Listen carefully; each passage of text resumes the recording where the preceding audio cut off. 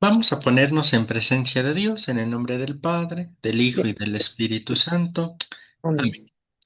Oh alto y glorioso Dios, ilumina las tinieblas de mi Llevas a corazón. mi Dame corazón, fe dame recta, correcta, esperanza dame cierta, fiesta, caridad perfecta, caridad perfecta, sentido y conocimiento, Señor, para que entonces, cumplamos tu santo para y veraz cumplir mandamiento. santo y veraz Amén. mandamiento. Amén.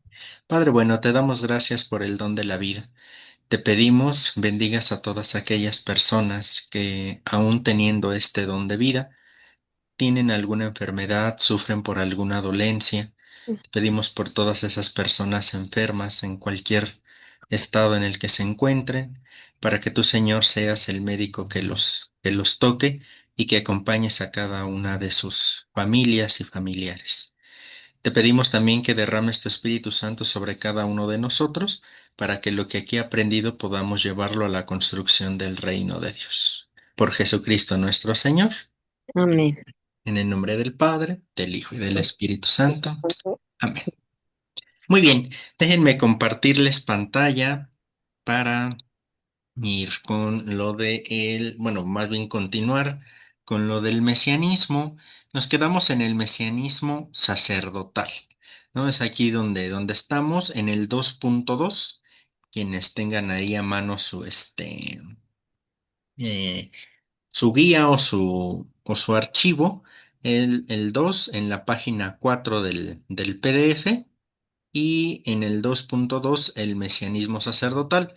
Recordemos los bueno, el mesianismo, tres tipos de mesianismo, ¿no? El sacerdotal, que es el que vamos a revisar ahora, ¿no? Y bueno, los diferentes tipos de mesianismos en Israel, el real o el monárquico, que fue con el que comenzamos, que es que tiene que ver con el rey David, bueno, de ahí se desarrolla todo, el sacerdotal, que es el que vamos a revisar el día de hoy, y el profético, que seguramente también vamos a ir presentando, ¿no? Para ir retomando esto. Cada uno de los mesianismos, recuerden, responden de alguna manera a una tradición distinta dentro del mismo pueblo de Israel, ¿no? Que aunque tienen elementos en común, también tienen sus elementos no contradictorios, sino propios de cada uno de estos, ¿no? Y ya entrábamos la semana pasada con el mesianismo de Jesús, y de aquí vamos a ir reforzando la temática de hace 8 días, porque con Jesús de alguna u otra manera se van a ver el mesianismo real, el mesianismo sacerdotal y el mesianismo profético, ¿no? La semana pasada se insistía mucho, si ustedes recuerdan, en el mesianismo más real o en el mesianismo más davídico. ¿Recuerdan? Que decíamos por eso la razón de tanta insistencia en presentar la genealogía de Jesús, no rastrear hasta allá su descendencia, más bien su ascendencia. Entonces, en ese sentido, por ahí vamos. Vamos a revisar ahora el mesianismo sacerdotal y sus características. ¿Quién puede iniciar la lectura, por favor? Yo, Iván, Adelante, por favor. el mesianismo sacerdotal. El exilio marcó a Israel de una manera profunda. Israel, que entendía que la tierra le había sido dada en posesión por Yahvé, no alcanzaba a comprender cómo se encontraba ahora fuera de la tierra y con la pérdida de su soberanía. La predicación de los profetas del siglo octavo, que insistía en la inminencia de un castigo de Yahvé con la posibilidad de pérdida de la tierra, no parece haber sido suficiente en términos de alertar a Israel acerca de un futuro desgraciado. El exilio conllevará transformaciones en las concepciones religiosas de Israel. Estas transformaciones apuntan hacia una comprensión nueva de la situación, de manera que ésta sea compatible con las promesas de Yahvé. Un elemento central de las nuevas concepciones religiosas será la renovación de la confianza en Yahvé, quien será ahora entendido como aquel que promete la vuelta a la tierra perdida.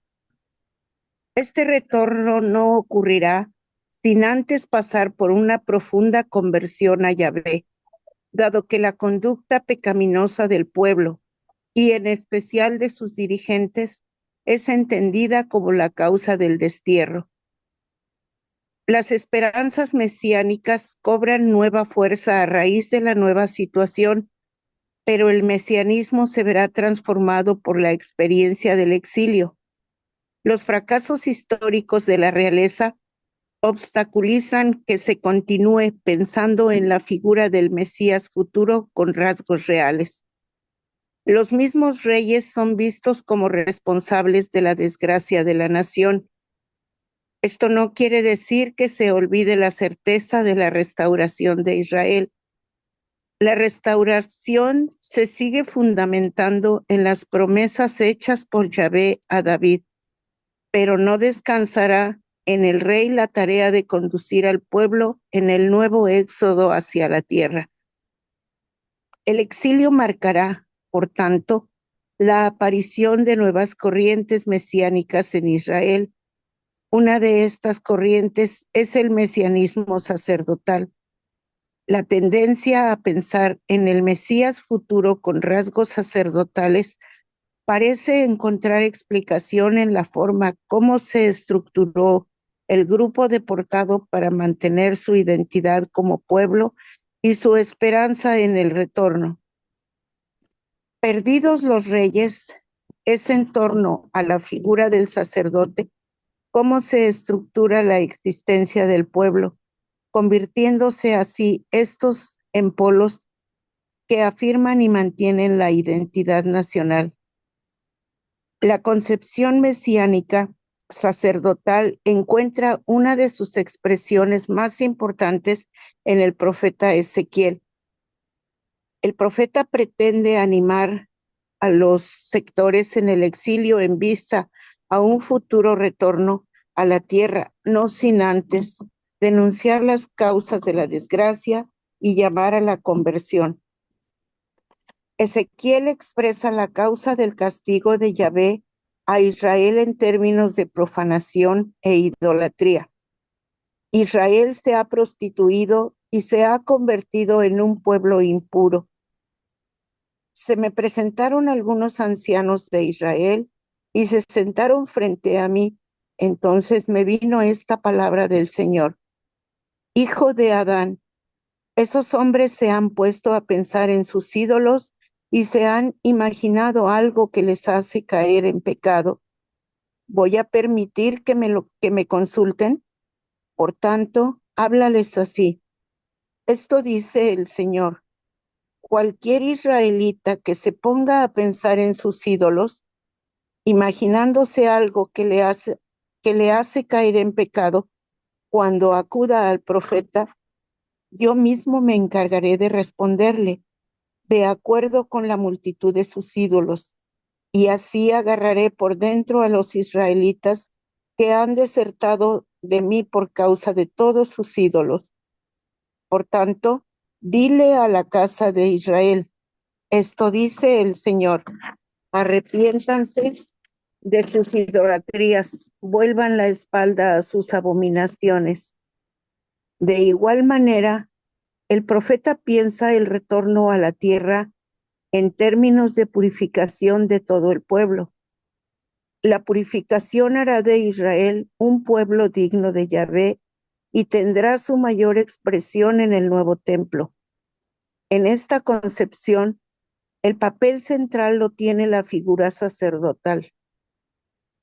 Al igual que otras corrientes mesiánicas, la sacerdotal tendrá momentos de auge y de crecimiento como expresión de la esperanza de Israel.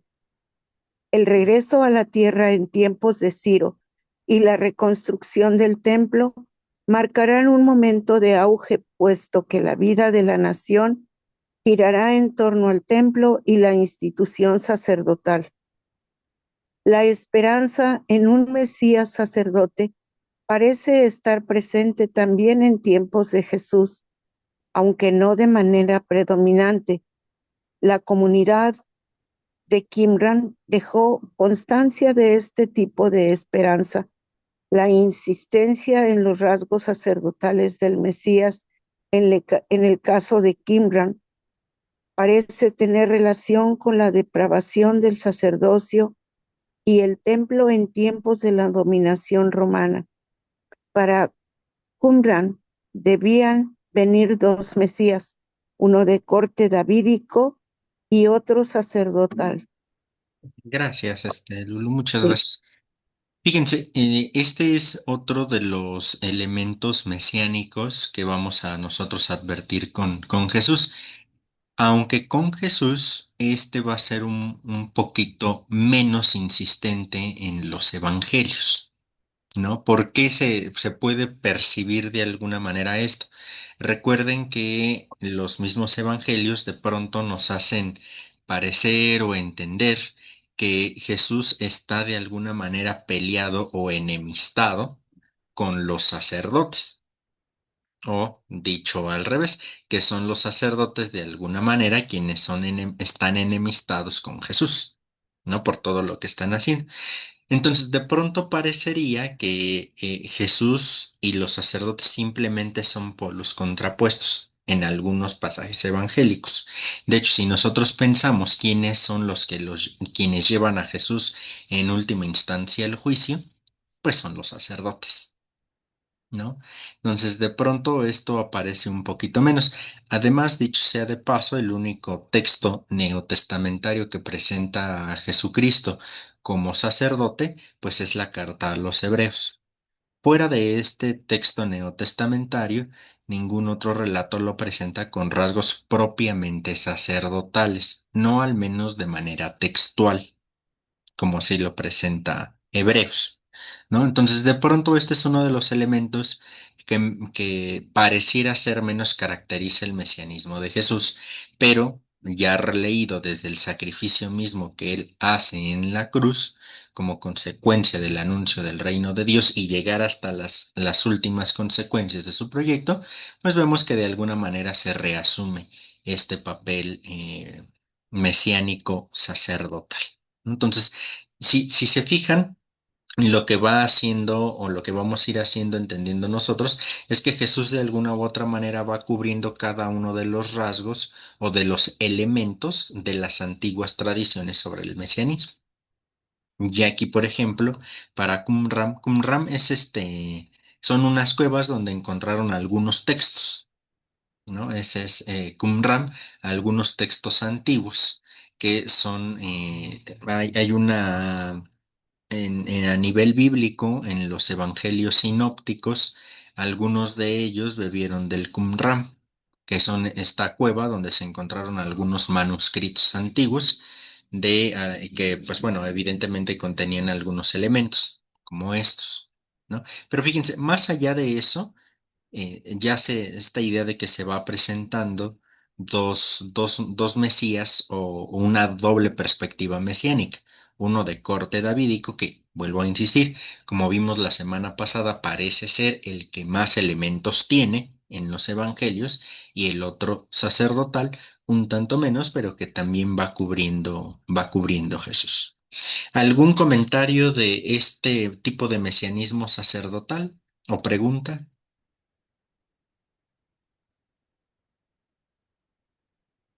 Bien, si no hay alguna cosa, ¿les parece? Pasamos al mesianismo profético en el 2.3. ¿Quién nos puede ayudar con la lectura?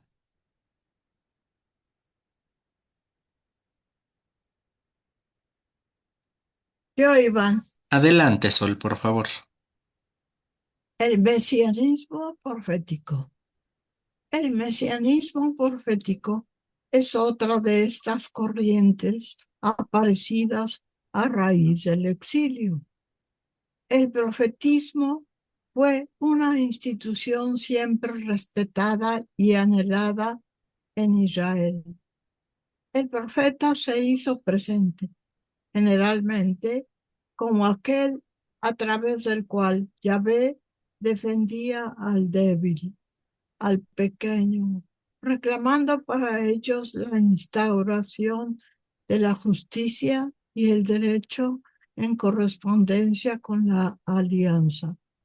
Por tanto, no es extraño que en momentos en que otras instituciones israelitas se muestran históricamente incapaces de establecer los planes de Yahvé, como en el caso de la monarquía, el profeta aparezca como una nueva forma de esperanza en la acción de Dios. Los autores coinciden en señalar que la esperanza en un Mesías profeta encuentra su fundamento en la tradición deuteronomista. Yahvé, tu Dios, suscitará de en medio de ti, de entre tus hermanos, un profeta como yo, a quien escucharán. Es exactamente lo que tú pediste a Yahvé, tu Dios, en Horeb, el día de la asamblea, diciendo: para no morir, no volveré a escuchar la voz de Yahvé mi Dios, ni miraré más este gran fuego. Yahvé me dijo a mí: bien está lo que han dicho, yo les resucitaré de en medio de sus hermanos un profeta semejante a ti. Pondré mis palabras en su boca y él les dirá todo lo que mando. En el texto del Deuteronomio se promete un profeta como Mesías. Se retoma la figura como siervo profeta para describir el nuevo profeta esperado. Como Moisés, el profeta que vendrá, será siervo de Yahvé, en cuanto mantendrá una relación de profunda confianza con Dios. Como Moisés, el Mesías profeta, traerá la liberación a Israel. El Mesías profeta no merece conservar rasgos davídicos, es más bien aquel que anuncia la buena nueva del reino de Dios, que implica la redención de Israel, la liberación de los expoliados y el juicio contra los impíos.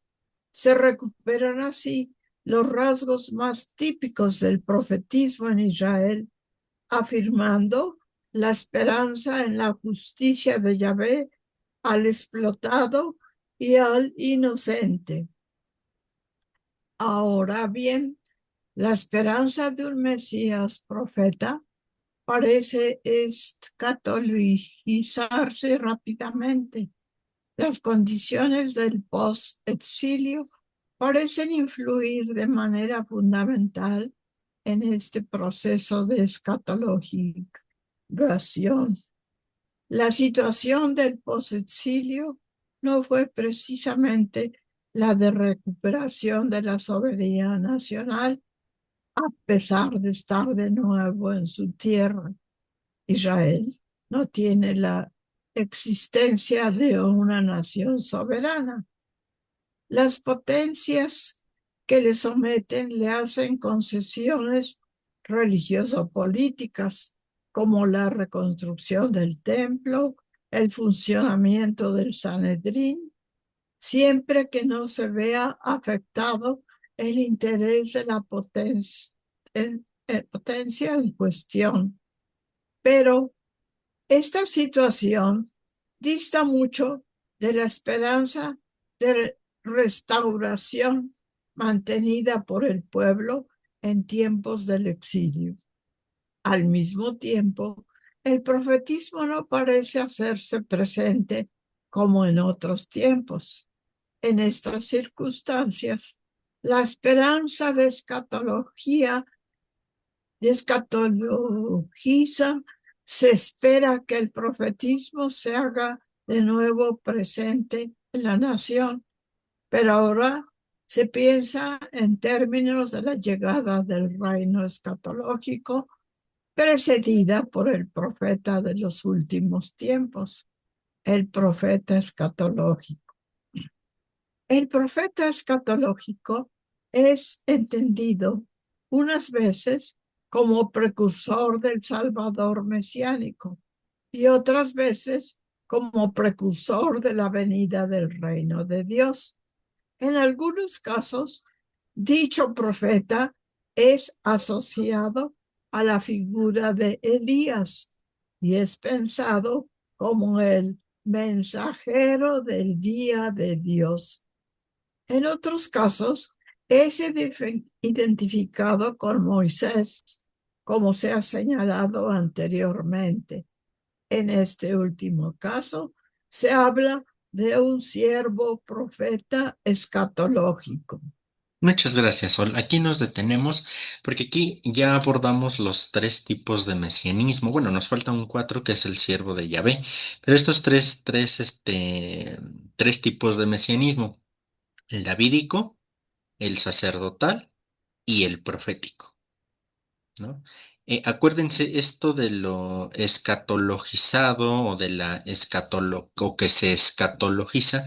Recuerden que la escatología es el tratado de lo que ha de suceder en el último de los tiempos, al final, etcétera, ¿no? Que es donde les digo, ya es donde la reflexión teológica comienza a hablar de la muerte y lo que va a pasar después de la muerte. Es donde la antropología se vuelve de alguna manera también escatología.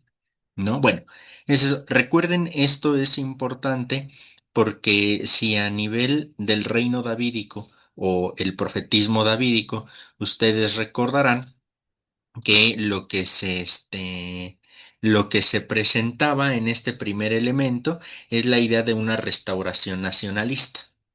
¿No? Regresar a la nación su poder. Entonces, esto que se iba presentando de manera inmediata, o se quería presentar de manera inmediata, ¿no? Pero que vimos que esto como que no llegaba rápido. Y esto fue llevando a decir, ah, pues va a venir, hasta que llegó el punto de decir, pues quién sabe cuándo, pero estamos seguros que va a venir, ¿no? Esa ya es la dimensión de la escatologización de todo esto. Pues el mundo, el mesianismo davídico, les digo, invita a pensar en una restauración nacionalista. El mundo sacerdotal, el mesianismo sacerdotal, invita a pensar en un Mesías sacerdote o que por lo menos va a estar en esta línea sacerdotal, ¿no? Y el mundo profético y con ello el mesianismo profético, pues evidentemente sus mismos nombres lo indican, va a ir hablando de un profeta. Fíjense lo interesante con esto, porque cuando se comienza a hablar de ello, se insiste sobre todo en quién, en Isaías, Elías y Moisés, ¿no? En estos tres personas. Pero sobre todo con Isaías, que es el que vamos a ver a continuación en el siguiente apartado, pero sobre todo con Isaías y con Moisés. ¿Ustedes recuerdan con quién se encuentra Jesús en la transfiguración? Con estos dos personajes. Con ellos. Exactamente, ¿no? Y que nuevamente es una forma de reinterpretación de todo esto, que incluso las más de las interpretaciones dicen, con Moisés se junta la ley, Moisés, y los profetas, Isaías, ¿no? Pero vemos cómo Moisés también tiene rasgos de profeta. ¿No? A Moisés se le conoce más por la ley, porque pues a él se le entregan las famosas tablas de la ley, ¿no? Por eso es la ley e Isaías la dimensión profética. Pero fíjense, de aquí también todos los elementos que podemos ir rescatando, porque ustedes recordarán el famoso Sermón de la Montaña, que nosotros encontramos ese mismo título en Mateo. ¿No? En Lucas no me acuerdo cómo dice el título, si solo las bienaventuranzas, no recuerdo con exactitud, pero con Mateo el mismo nombre lo indica, el sermón de la montaña, es decir, el sermón lo está diciendo en la montaña. A Lucas no le importa eso, no le interesa decir si está en la montaña, en la llanura, no, parece ser que es en una llanura, en un lugar firme, digámoslo así. Pero para Mateo no, a Mateo sí le interesa presentar a Jesús en una montaña. Y nuevamente, ¿en dónde se le entregó a Moisés las tablas de la ley? En una montaña. Entonces, lo que está haciendo Mateo, que a esta forma de reinterpretación del Antiguo Testamento desde el Nuevo Testamento se le conoce como Midrash. Se hacen relecturas del Antiguo Testamento desde la figura de Jesús. En nuestro caso, por eso les decía desde el Nuevo Testamento, porque hacemos estas relecturas. A esto se le conoce como Midrash, técnica midrashica. Bueno, sí, el Midrash, ¿no? Son relecturas, que estas relecturas, ¿quién sobre todo las hace? Mateo. Mateo insiste muchas de las veces en lo que dice sobre Jesús en el Antiguo Testamento. Lo vemos en el mismo nacimiento, ¿no?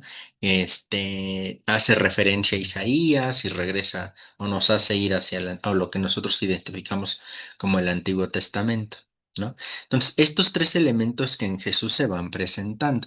Fíjense, tan interesante es que estos tres, y por eso aquí me quise detener un poquito más, porque se habla del elemento entonces real, sacerdotal y profético. Y estas tres características o estos tres dones, estas dones y tareas, nosotros las recibimos en el bautismo. El ser reyes, el ser sacerdotes y el ser profetas.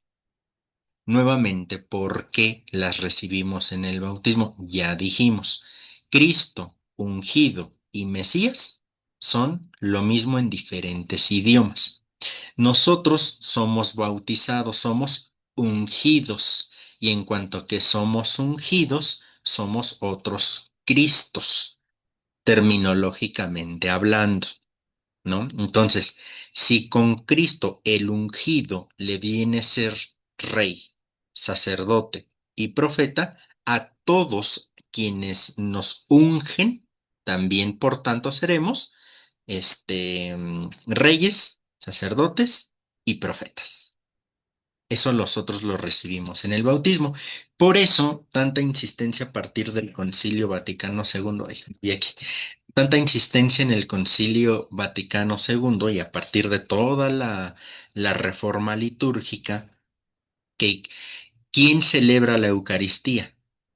Toda la comunidad celebra la Eucaristía, toda la comunidad. ¿Quién preside la Eucaristía? Ahí ya es distinto, porque la preside el presbítero. Pero quien celebra la Eucaristía es toda la comunidad reunida. Nosotros, laicos, de alguna manera, celebramos la Eucaristía junto con el presbítero. ¿Qué nos da esa facultad? El ser sacerdotes de bautismo. Por eso, después del Concilio Vaticano II o en medio de él, llegamos por eso también a la perspectiva ahora que el Papa Francisco tanto promovió de la sinodalidad, ¿no? Porque tanto presbíteros como laicos tenemos estos tres dones, tareas, ser reyes, sacerdotes y profetas. Claro, los presbíteros, por su unción en el orden sagrado, llevan a un más allá estos tres elementos en cuanto a la dimensión cultual, ¿no? Es decir, mediante la presidencia de todos los sacramentos. Pero eso no quita que nosotros no celebremos los sacramentos. Nosotros celebramos todos y cada uno de ellos, solo que el presbítero o el obispo en las confirmaciones, sea el caso, son quienes presiden la celebración, ¿no? Y nosotros celebramos la celebración, pero desde nuestro ser laicos. ¿Sale? Eso en primer momento. Y en la misma liturgia nosotros nos volvemos a encontrar con estos tres elementos, el ser reyes, el ser sacerdotes y el ser profetas. Litúrgicamente, ¿en dónde? Donde se sienta el padre a la hora de celebrar misa, en su sillita, a eso se le conoce como sede, ¿no? La sede. Y cuando se sienta en la sede, está haciendo las veces de rey, su dimensión regia. Por eso, no sé si ustedes se han percatado, pero, o si acostumbren a ir a donde celebra Eucaristía un obispo, No sé si ustedes se han percatado de ese elemento, pero el obispo cuando predica lo hace sentado y desde la sede, desde su silla. Esto no es porque al obispo le dé flojera levantarse, no, esto es porque esa es la sede, esa es la que rige y desde el regir está anunciando su mensaje. Fíjense toda la simbología que tiene, ¿no? Entonces, ahí está, en la sede, el presbítero, en este caso sí propiamente el presbítero, es el que hace las veces de rey. En el ambón, que es en donde pasan a leer bueno, pasamos a leer las lecturas, ahí se está llevando a cabo la dimensión profética, porque anunciamos la palabra de Dios. Aquí hay que tener en cuenta que el profeta terminológicamente significa el que habla en nombre de, ¿no? Si yo le digo a Sol, oye Sol, diles al club de lectura, a los hermanos que se integran, que voy a llegar un poco tarde. Y Sol llega y dice, hermanos, fíjense que Iván va a llegar un poco tarde. Sol, terminológicamente, está siendo mi profeta. Es la que está hablando en lugar mío. En este caso, el profeta bíblico es el que habla en nombre de Dios. ¿Cómo distinguimos a un auténtico de un falso profeta? Bíblicamente hablando, el auténtico profeta anuncia la bondad de Dios, pero denuncia la maldad que hay en el mundo. Anuncia la bondad, denuncia la maldad. El profeta bíblico nada o poco tiene que ver con premoniciones o predicciones al futuro. Nada de esto. Lo que sí hace el profeta y que muchas veces se suele tergiversar con predijo lo que va a pasar es que anuncia la maldad que hay en el mundo o en el pueblo y los acusa, ¿no? Y porque es un ataque frontal. Por eso pocos de los profetas en Israel terminan su vida de viejitos, ¿no? Porque los matan y el mismo Jesús lo sabía. ¿No? Entonces, bueno, ¿por qué? Porque denuncia lo que hay de mal y les dice, si no cambian ustedes su corazón, van a pasar cosas malas en el pueblo, en donde estamos viviendo. Y pues es lógico, ¿no? O sea, si entre nosotros ahorita nos empezamos a llevar mal, ¿va a continuar el club de lectura? ¿Va a continuar reflexionando nuestra fe? Pues no, porque simplemente nos vamos a pelear todos, cada quien va a jalar por su lado y se acabó, ¿no? Entonces, en este sentido, no es que prediga lo que va a pasar en el futuro, sino que dice, si ustedes no se cuidan en esto, posiblemente van a acabar así. Y pues así acabaron. Y entonces eso de alguna manera llevó a decir, ah, no, el profeta dijo que iba a pasar eso. No, eso no, eso se llama predeterminismo y eso no lo asume la Iglesia Católica, ¿no? Pero fíjense ahí, entonces Jesús asume su dimensión profética, no con el anuncio del reino de Dios. Y ya comentaba, bueno, ahí en el ambón, la dimensión profética, porque ahí es donde se lee la primera, segunda lectura los domingos, la primera del Antiguo Testamento, la segunda del Nuevo Testamento, intermedio el Salmo, y luego a quien le toca anunciar la buena nueva es al presbítero, bueno, a quien esté presidiendo la celebración, sea presbítero, sea episcopo u obispo, ¿no? Cuando hay diácono, el diácono es el encargado de proclamar el evangelio, ¿no? Pero esto, como el diaconado es casi siempre transitorio, hay diáconos permanentes, diáconos transitorios, los transitorios son quienes están de tránsito para la ordenación sacerdotal. No, pero bueno, como sea, ahí está esa dimensión. ¿Y dónde está el ser sacerdote? En el altar.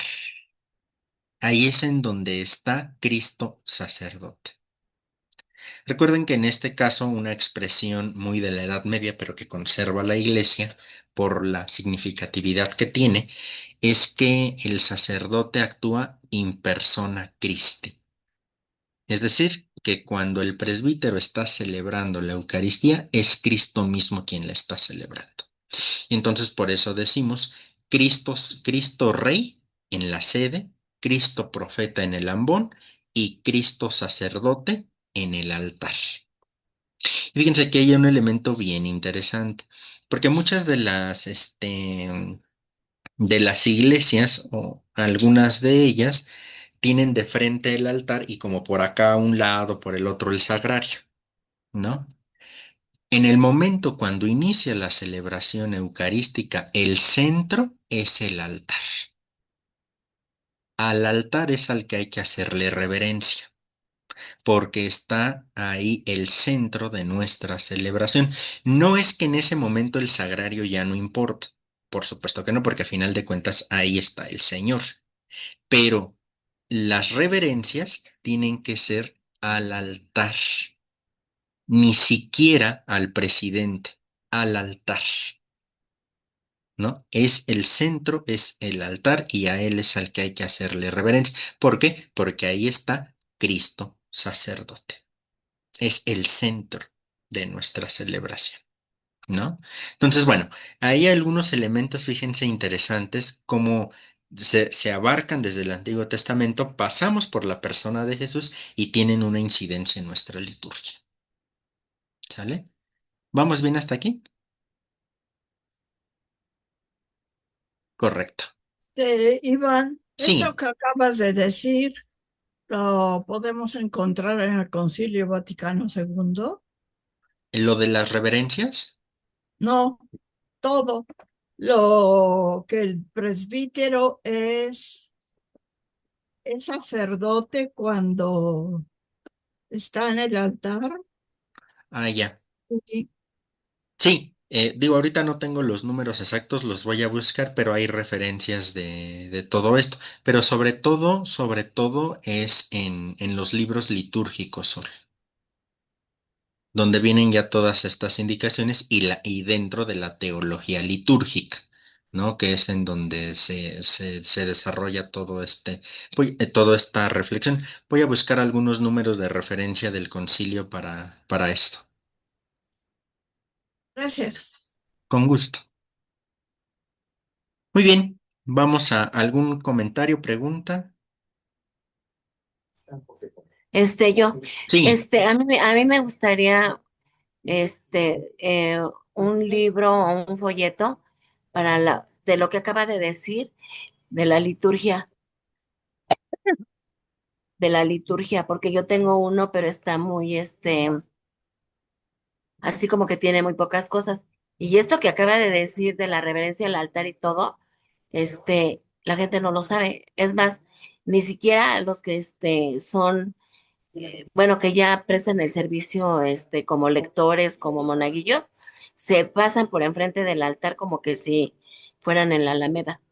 ujú, Entonces, uno nos pueda, bueno, que me pueda, eh, mm, pues no sé, comparte. Sí, si me encuentro algún material en PDF, se los comparto. o aunque sea, o por lo menos el título y y el escritor, porque la verdad, a mí sí me gustaría que todo eso que uno hace y que no debe hacer, porque a veces parece que la gente es el sacerdote cuando está consagrando junto con el sacerdote, o sea, muchas cosas que yo pienso que no está bien. Sí, claro, y ahí en lo ritual hay unas cosas bien marcadas que el mismo misal romano, que es el librote grandote que están viendo ustedes que el padre mueve de aquí para allá, etcétera. Sí hay algunos elementos que el misal romano dice, esto es únicamente del presbítero. Esto es únicamente de la asamblea. Y hay otros elementos donde no se precisa si se puede o no se puede hacer por parte de la asamblea. ¿No? Que es la famosa y eterna pugna entre que si en el Padre Nuestro las manos así o las manos así, ¿no? Que porque esta actitud es solamente del presbítero, ¿no? Y que entonces todos los demás necesitamos estar así. En una perspectiva, a mí me parece muy radical, porque esta posición es orante. ¿no? Pero bueno, ahí ya por eso les digo, son estos elementos que el mismo misal romano no nos termina de decir se puede o no se puede. Y en esa vaguedad es donde las interpretaciones caben, ¿no? Pero bueno, esos elementos ahí para rescatar. Y bueno, sí, aquí como dice Eli, pues está el instructivo del misal romano, se puede descargar en PDFs porque es como a nivel general, digámoslo así, ¿no? Pero voy a buscar algún elemento que les pueda compartir, ¿no? Muy bien. Comparto nuevamente la pantalla para dar otro pasito. Y pasamos ahora con el siervo de Yahvé en el Deutero Isaías, ¿no? Que va a ser como una especie de continuación de lo que Sol y nos estaba ayudando a leer. ¿Quién puede continuar la lectura, por favor? Yo leo. Adelante. La figura del siervo de Yahvé aparece desarrollada particularmente en los conocidos como poemas o cantos del siervo del segundo Isaías. La interpretación de los poemas o cantos del siervo ha generado intensa polémica entre los especialistas. La consideración de los 4 cantos del siervo como un conjunto unitario se remonta a los finales del siglo pasado y está asociada al hombre de Bernard Dunn. Este autor proponía al mismo tiempo distinguir los cantos del conjunto de la obra del Deutero Isaías.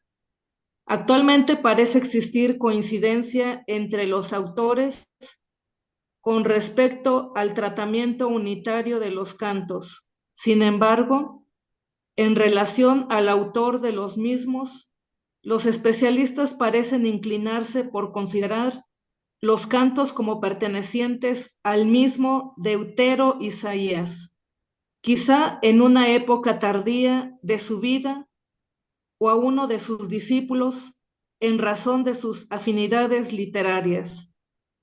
La época de composición de los cantos podría situarse en el principio del siglo V, en los momentos de resquebrajamiento del imperio neobabilónico e inicios de la dominación persa. El deutero Isaías percibe la inminencia de la caída del imperio neobabilónico, el ascenso del poderío persa y entiende que el exilio israelita se aproxima a su fin. En principio, el profeta ve en Ciro, rey persa, al personaje a través del cual Yahvé actuará salvíficamente con respecto a Israel. Ciro conducirá a Israel de vuelta a la tierra y reconstruirá a Jerusalén y el templo. Ciro será el nuevo Mesías. El profeta anuncia estos acontecimientos al pueblo y lo llama a la esperanza en un contexto de júbilo. Así dice Yahvé, tu Redentor, el que te formó desde el seno. Yo confirmo la palabra de mi siervo y hago que triunfe el proyecto de mis mensajeros. Yo digo a Jerusalén, serás habitada, y a las ciudades de Judá seréis reconstruidas. Yo levantaré sus ruinas. Yo digo al abismo, sécate. Yo desecaré tus ríos.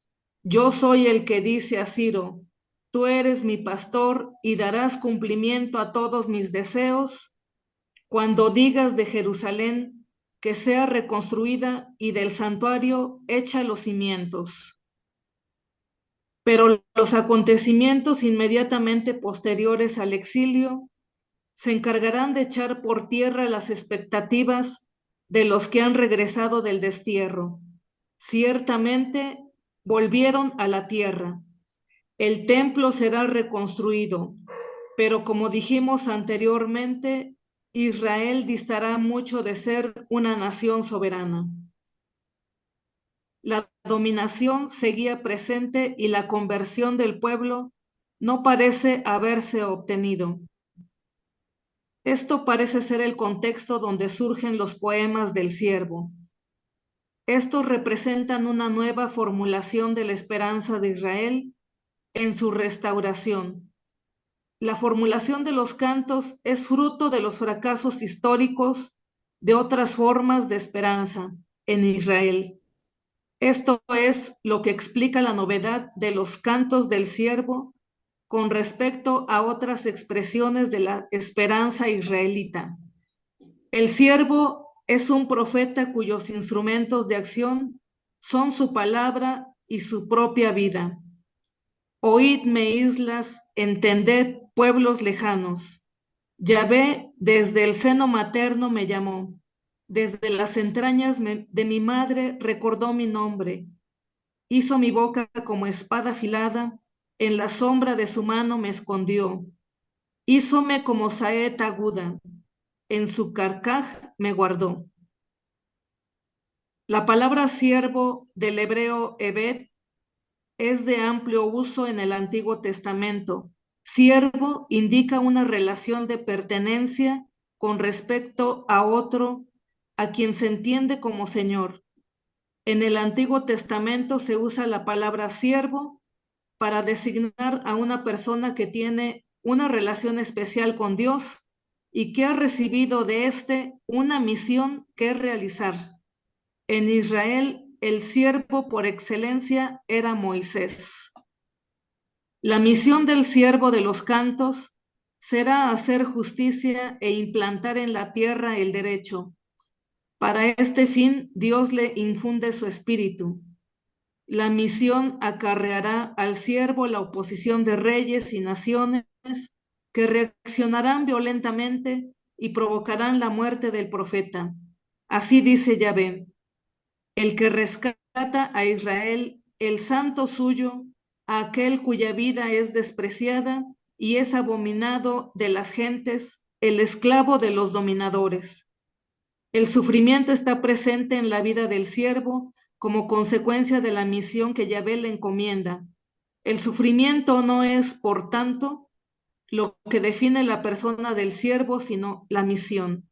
Esta misión, como queda dicho, es la implantación de la justicia y del derecho. Es conocida la discusión acerca del sentido colectivo o individual de los cantos del siervo del segundo Isaías. Las opiniones son diversas en torno a esta cuestión. Estas opiniones pueden clasificarse en las siguientes categorías. 1, sentido colectivo, a la nación, A, la nación, B, un grupo de la nación, como el resto de los elegidos. 2, en sentido individual, a un personaje histórico, por ejemplo, un rey o profeta del Antiguo Testamento. B, el profeta mismo. C, un personaje futuro, por ejemplo, el Mesías. En el presente trabajo hemos estado suponiendo que si bien los cantos pueden y deben ser considerados en sentido colectivo, también los textos exigen una interpretación individual, en ciertas ocasiones referida a un personaje futuro que tendrá una función profética en Israel. Gracias, Adri. Aquí nos detenemos. Si se fijan, este elemento o esta forma de también ir entendiendo el mesianismo como el siervo de Yahvé, si se fijan, está como de alguna manera caracterizado por el sufrimiento. Aunque, como aquí bien lo indica, lo importante no es el sufrimiento, sino la misión, ¿no?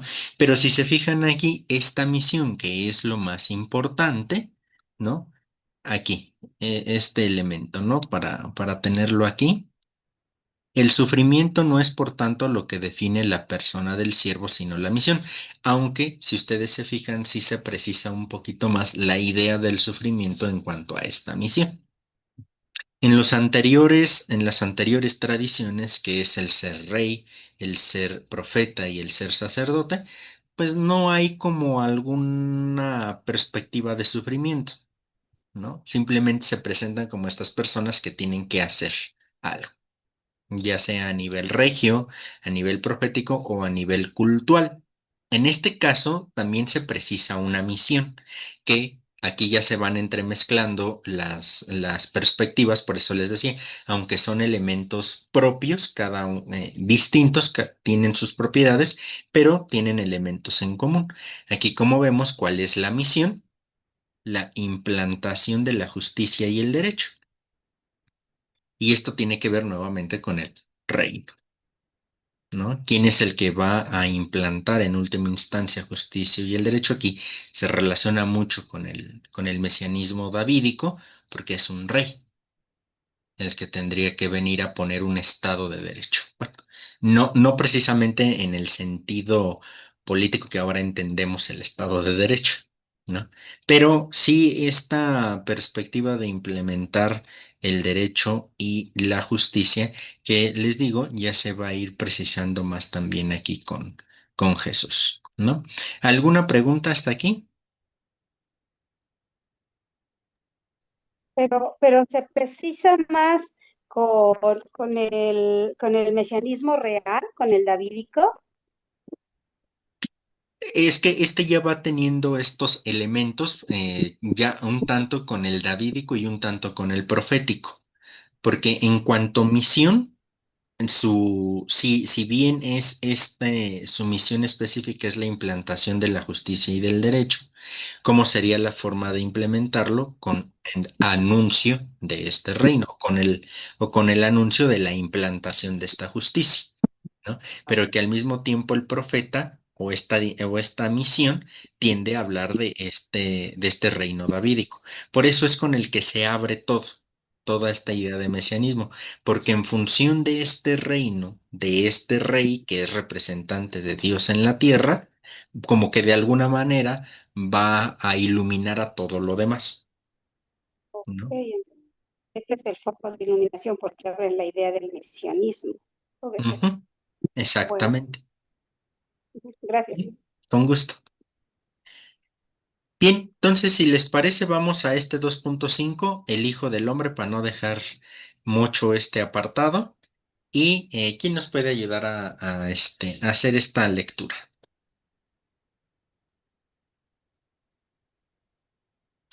¿Quién se anima? Yo, Adelante. el Hijo del Hombre. La expresión Hijo del Hombre es de amplio uso en el Antiguo Testamento. Confrontar Salmo 8:5, Job 25:6, Isaías 51:12, Ezequiel 2:1. En cuanto a su contenido, la expresión parece significar el individuo perteneciente a la colectividad humana, es decir, el hombre o este hombre.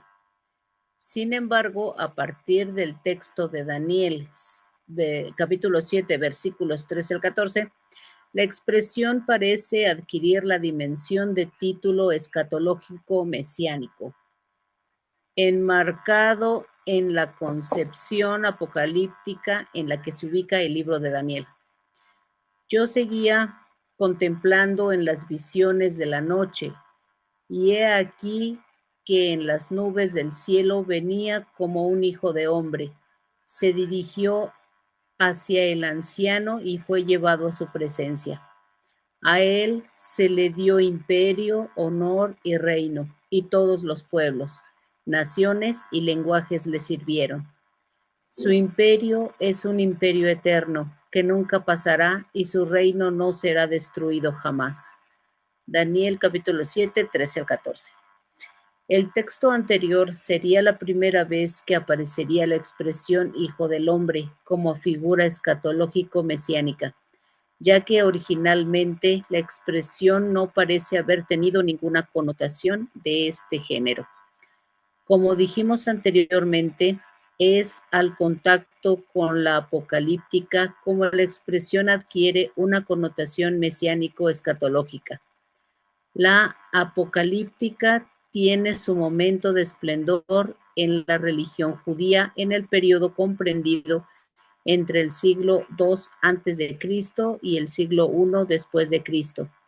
El primer Apocalipsis parece ser el libro de Daniel, que, como es sabido, tiene como telón de fondo la rebelión de los macabeos.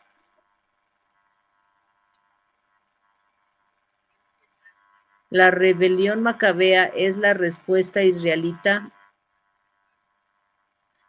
La rebelión macabea es la respuesta israelita a las pretensiones de Antíoco IV, Epifanes, de someter y prácticamente eliminar a la nación de Israel. Confrontar Primera de Macabeos, capítulo 2, versículo 1 al 48. Los macabeos se colocan a la cabeza del movimiento de resistencia, arrastrando consigo a los israelitas fieles a la ley, a la defensa de la identidad y dignidad nacionales. Confrontar Primera de Macabeos, capítulo 2, versículos 27 al 28.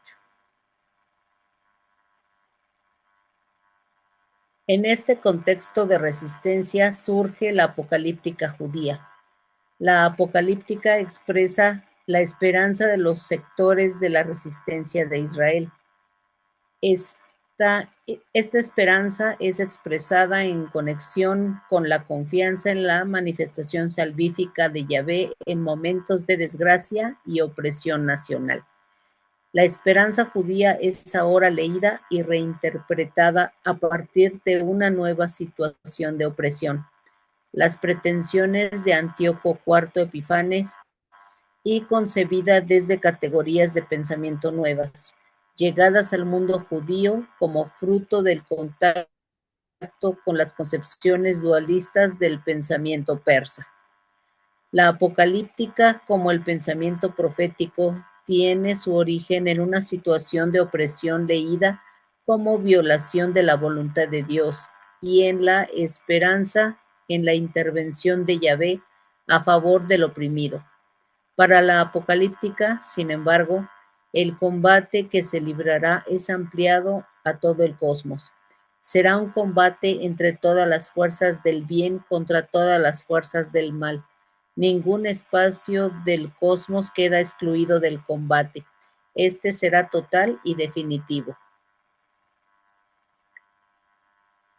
En este contexto, el Hijo del Hombre aparece ya como título para expresar al Israel piadoso, fiel a la ley, que será salvado por Yahvé, no sin antes destruir a sus enemigos o para expresar al Mesías escatológico que vendrá como juez poderoso, que destruirá definitivamente el mal, hará juicio a los malvados y repondrá el bien en todas las cosas. La discusión acerca de si la tradición del Mesías se funde con la del Hijo del Hombre o no, y en qué momento podría situarse históricamente esta fusión, parece inagotable. Sin embargo, según algunos autores, habría suficientes razones para admitir que la concepción del Hijo del Hombre como Mesías escatológico es una función precristiana de dos tradiciones, originalmente independientes, a saber, la del Hijo del Hombre y la del Mesías escatológico. Parece pertinente también la hipótesis de que esta función empieza a producirse con la aparición de la apocalíptica. El Hijo del Hombre, en cuanto Mesías, es descrito como juez escatológico que vendrá con poder a presidir el juicio final. Con esta acción se inicia el reino mesiánico. En los evangelios, la expresión Hijo del Hombre es de amplio uso, pero allí el Hijo del Hombre, usado como título mesiánico, aparece combinado con los elementos de expiación vicaria, presentes en los cantos del siervo del Deutero Isaías. Se produce así, de nuevo, la conjunción de dos tradiciones originariamente independientes, el Hijo del Hombre, juez escatológico, con la del siervo. Esta conjunción es fruto de la lectura del acontecimiento Jesús por parte de los primeros cristianos. Dicha lectura se hace desde las categorías presentes en el judaísmo, pero reinterpretadas desde la experiencia de Jesús. Exacto. Muchas gracias. Ya nos queda un poquito, ¿no? Lo retomamos la próxima semana para no correr aquí. Pero se fijan ya este último apelativo de Hijo del Hombre, que recuerdo hace 2 semanas, 3 semanas, me preguntaban puntualmente por este título, ¿no? De Hijo de Hombre, que qué significaba o que qué entendimientos, etcétera.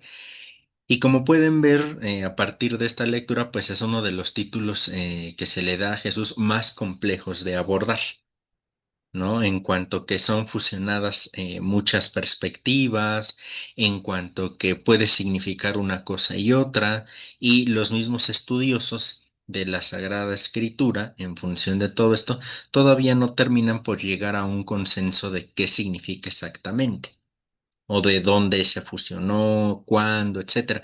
Pero lo importante más allá de toda esta perspectiva abierta que hay en función de esto, fíjense, a mí me parece algo bien importante.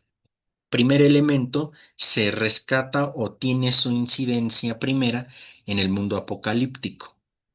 Aquí por apocalipsis o mundo apocalíptico no hay que entender ese mundo de las películas donde todo va a ser destruido.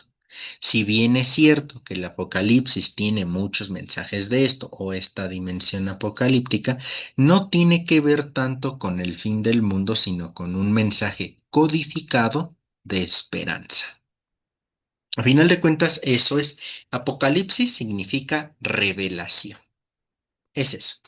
¿No? Por eso los hermanos reformados a este libro le llaman así, revelación, no apocalipsis. Porque es eso, es una revelación, pero en cuanto revelación es un mensaje esperanzador codificado. Y es bien interesante esto, porque estos relatos apocalípticos, ya sea en el Antiguo o la dimensión apocalíptica en el Antiguo Testamento como en el Nuevo, son mensajes que están codificados de manera simbólica para decirle a los oyentes no se rindan. La situación que ahora estamos teniendo va a cambiar.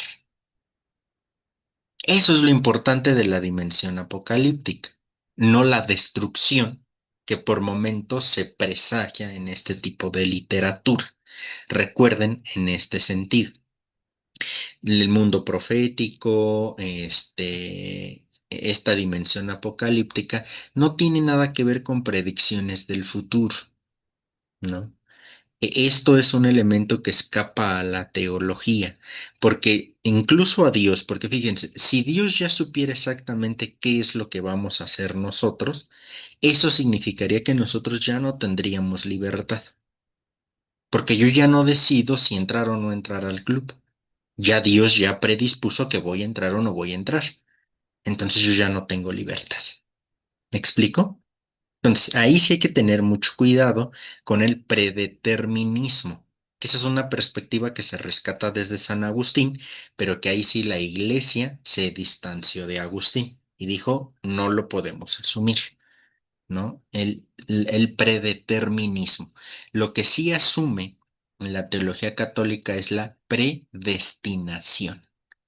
Pero esta predestinación tiene que ver con una llamada y elección. El hombre, desde que fue creado para relacionarse con Dios. Fue llamado a eso. Y ese es nuestro destino, relacionarnos con Dios. ¿Cómo lo hacemos? Es libre para nosotros. E incluso si no lo queremos hacer, es total libertad nuestra. ¿No? En fin, estos elementos hay y la apocalíptica va a ser un mensaje de esperanza, pero bien interesante que en esta dimensión apocalíptica se diga con un hijo de hombre. Y si se percataron, la primera disposición de esto es una figura de hombre porque representa a toda la humanidad. Sí, es también bien interesante esto, ¿no? Representa a toda la humanidad, que es en realidad lo que vamos a ir ya asumiendo nosotros. Sí, y que va a ser una dimensión muy paulina. Si el pecado entró por un primer hombre, Adán, vino a ser redimido por un segundo hombre o un segundo Adán, Cristo. en la perspectiva paulina, ¿no? Entonces, la doctrina del pecado original tiene una dimensión de solidaridad humana, porque no podemos querer ser redimidos en Cristo y estar peleados con el primer Adán o con la humanidad. Es una solidaridad de todo el género humano. Entonces, que aquí algunos elementos que se pueden ir retomando, ¿no? En cuanto a hijo de hombre, pues también tiene una dimensión profética, de restauración, de juez, etcétera, ¿no? Que es muy aplicado a Jesús, pero como les decía, es de pronto un tanto complicado atender a una definición propiamente de que es hijo del hombre, en cuanto a título, por todas las características que maneja, que incluso es todavía una perspectiva abierta en el estudio bíblico cristológico, ¿no? Entonces, por eso, cuando me preguntaban, les decía que me era muy complicado responder, porque pues incluso los expertos en esto todavía no terminan de atinar en algo, pero sí hay, bueno, de ponerse en concordancia en algo específico, como los otros tipos de mesianismos que se fijaron son como más delineados ya, ¿no? En este caso son elementos como más abiertos, ¿no? En fin, todos estos son los tipos de mesianismos que nos encontramos con Jesús. Por eso ustedes pueden ver, lo vuelvo a repetir, ya lo he dicho, por eso nosotros nos encontramos muchas de las veces con que algunos sí creen en Jesús y otros no creen en Jesús como Mesías. Porque si alguno bebía de esta tradición, llega Jesús con otra perspectiva y pues van a chocar, ¿no? Por eso hay tanto choque con el mundo sacerdotal. ¿Por qué? Porque se esperaba a un Mesías sacerdote. Y Jesús, pues, la formación básica de la sinagoga y hasta ahí, ¿no? Bueno, o sea, me refiero a no la formación como los sacerdotes de ese momento, vaya, a eso me refiero. ¿No? Y entonces, pues para los sacerdotes no puede ser profeta. Así de sencillo, ¿no? Entonces, todos estos elementos son los que se van configurando para también ir entendiendo el Nuevo Testamento en cuanto a las complicaciones que hay entre Jesús y los diversos sectores o formas de pensamiento que hay alrededor también en el mundo judío.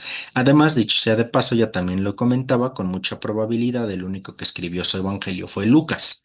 De ahí en fuera, Marcos, Mateo y Juan fueron las comunidades en torno a estos personajes quienes construyeron el Evangelio. Por tanto, los evangelios de alguna manera también van reflejando la pugna que hay ya entre el mundo cristiano o el cristianismo y todos los demás sectores del mundo judío, ¿no? En fin, todos estos elementos son los que tenemos que tener en cuenta, bueno, algunos de los elementos que tenemos que tener en cuenta para entrarle al Nuevo Testamento. Y que por eso yo siempre les insisto, el Nuevo Testamento no se puede leer de manera literal, porque de fondo tenemos todo esto, ¿no? Que ya va arrojando unas perspectivas, pues muy amplias, ¿no? Muy ricas en este sentido. En fin, ¿alguna pregunta, algún comentario para ir cerrando nuestra noche de reflexión? Sí, con respecto al Hijo del Hombre, me Sí. parece que es hasta como que el título que más le gusta a Jesús, ¿no? Así aparece en algunos fragmentos del Evangelio, cuando él se autodenomina el Hijo del Hombre, dice, el Hijo del Hombre va a ser entregado, el Hijo del Hombre, él mismo se autodenomina como si fuera un título bonito para el mismo Cristo, ¿no? Bueno, yo así lo interpreto, así lo entiendo. Sí, va a ser de los títulos que más incidencia va a tener, aunque tú lo enuncias muy bien, ¿no, Adri? Es una forma no implícita quizá de autonombrarse Jesús, porque habla en tercera persona, el Hijo del Hombre será entregado, ¿no? No dice yo como Hijo del Hombre voy a ser entregado, pero recuerden en todo esto como elemento literario, y por literario no se me entienda que es inventado ni nada de esto. A final de cuentas, la escritura también es literatura, porque es escrito. En ese sentido amplio lo digo, ¿sale? Aunque esta literatura, decimos nosotros, es palabra de Dios. tiene un peso mayor que cualquier libro que podamos consultar, ¿no? En ese sentido. Pero en estas expresiones sí se habla, por eso les digo, no de manera explícita, ¿no? Porque dice, el Hijo del Hombre será entregado. Claro, en la lógica del relato y demás, se entiende que Jesús está hablando en tercera persona de sí mismo, ¿no? De alguna manera, ¿no? Pero si no nos lo encontramos, como yo soy el Hijo del Hombre, eso sí, no nos lo encontramos, aunque vuelvo a insistir, en la lógica de la narrativa se entiende que Jesús está hablando de sí mismo en tercera persona. El Hijo del Hombre será entregado, resucitará, en fin, todos estos elementos, pero sí, en ese sentido, sí, como mencionas, ¿no, Adri? Parece ser como de los títulos más presentes en el Nuevo Testamento, ¿no? Muy bien. ¿Algún otro comentario, pregunta?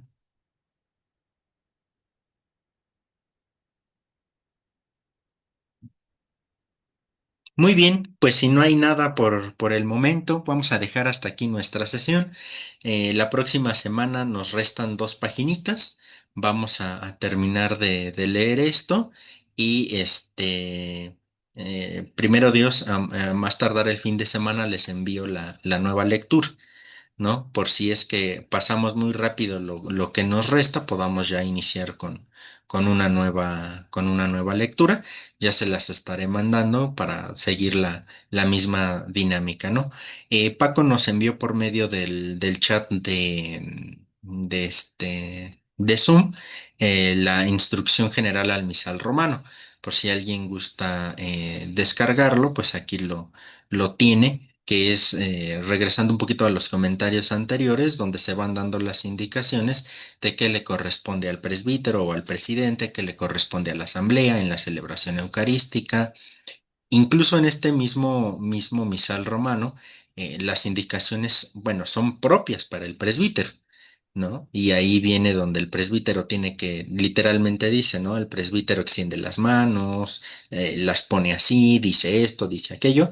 Ahí está todo explicado, ¿no? Por si lo quieren descargar de aquí de manera directa, ahí lo tienen. Gracias, Paco, por enviarnos el material. Muy bien, pues muchas gracias. Vámonos a descansar. Cuídense mucho y nos vemos primero Dios la próxima semana. Paz y bien. Pase bien. Gracias. Nos Buenas vemos. noches. Cuídense. Buenas noches a Que todos. descansen, Buenas noches, pase bien. Buenas noches, descansen. Pase Gracias. bien, gracias a todos. Hasta Gracias, mañana. Iván. Buenas noches. Buenas Buenas noches. noches. Buenas noches.